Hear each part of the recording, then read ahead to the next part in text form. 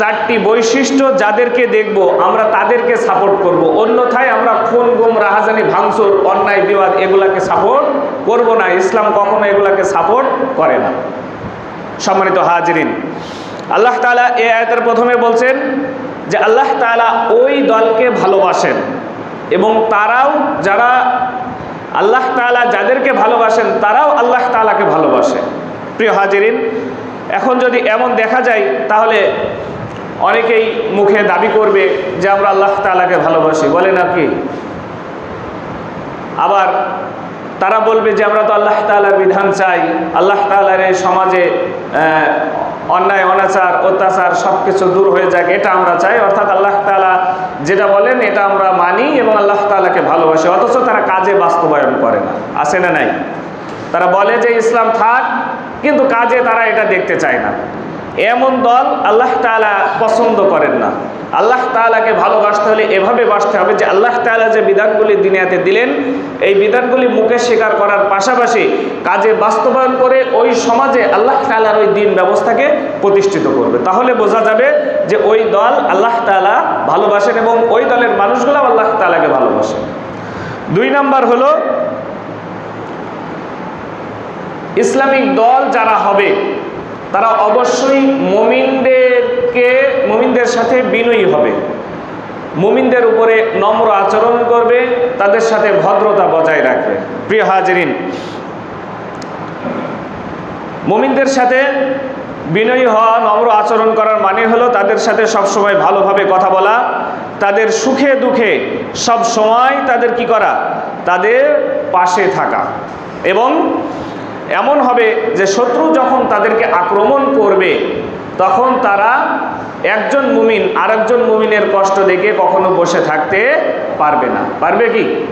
পারবে না। একজন মুমিন আরেকজন মুমিনের ভাই, সুতরাং একজন ভাই যখন কষ্ট করবে, একজন ভাই যখন শত্রুর আক্রমণ হবে তখন আরেকজন ভাই কখনো কি করবে না, বসে থাকতে পারে না। কিন্তু একজন মুমিন মুসলমান যদি আরেকজন মুসলমানের উপরে মুমিনের উপরে আঘাত করে তাহলে রাসূলের হাদিস অনুযায়ী ওই ব্যক্তি প্রকৃত মুসলমান নয়।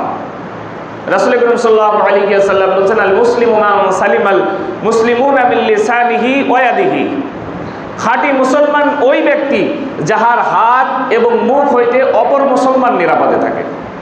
এখন আমি আপনি মুসলমানের দাবি করছি, আমি আপনি স্বাধীনতা চাচ্ছি, আমি আপনি সংগ্রাম করছি, সমাজ থেকে অন্যায় অনাচার উৎখাত করতে চাচ্ছি, অথচ আমার আক্রোশ আমার রাগের কারণে আরেকজন মুসলমান ভাই আমার থেকে নিরাপদ নয়।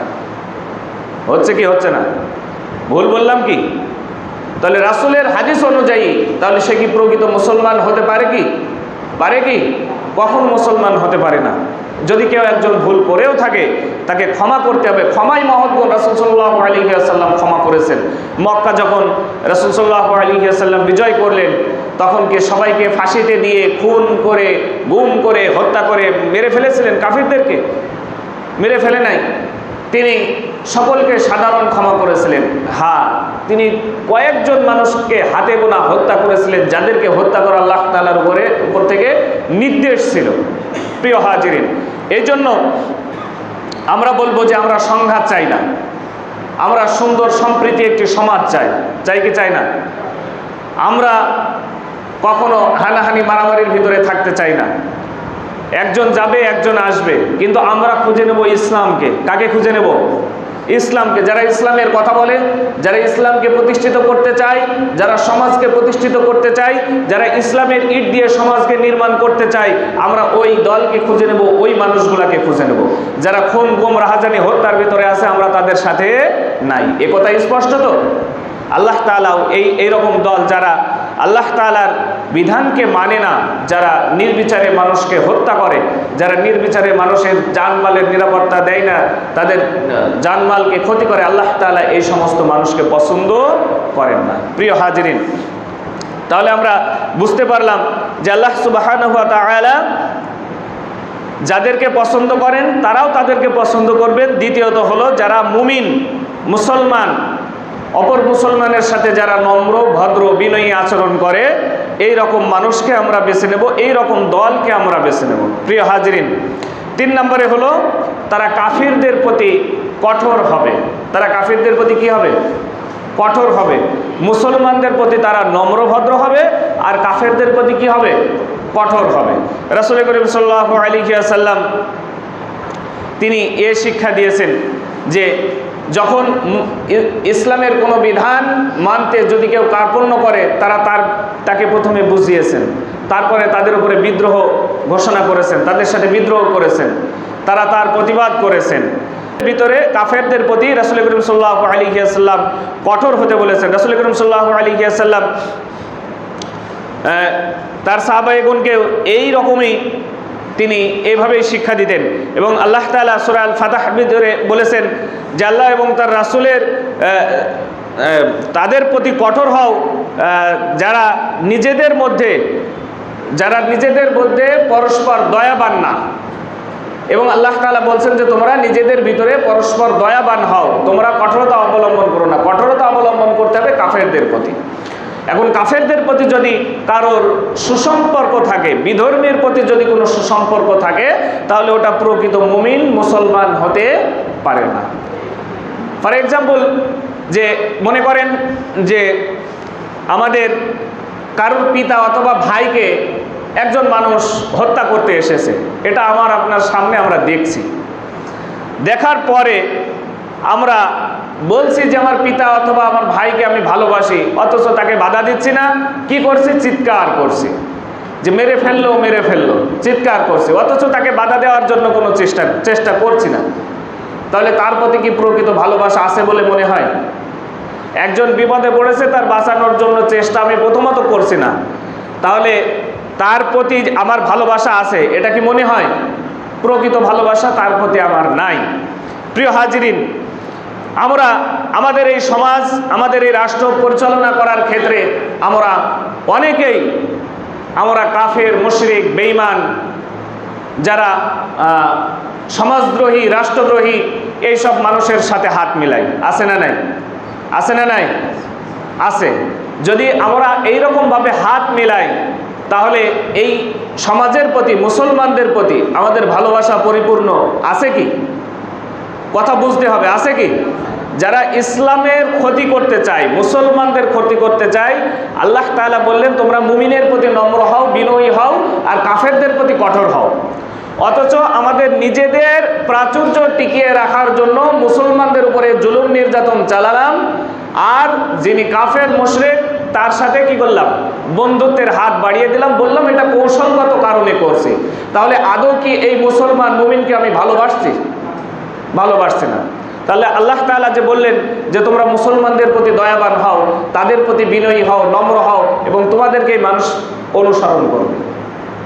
তাহলে বোঝা যায় যে যারা কাফের, মুশরিকদের সাথে যাদের বন্ধুত্ব আছে, তাদের সাথে যারা মিশে থাকে, এই সমস্ত মানুষকে আল্লাহ তাআলা কি করেন না? আল্লাহ তাআলা তাদেরকে পছন্দ করেন না।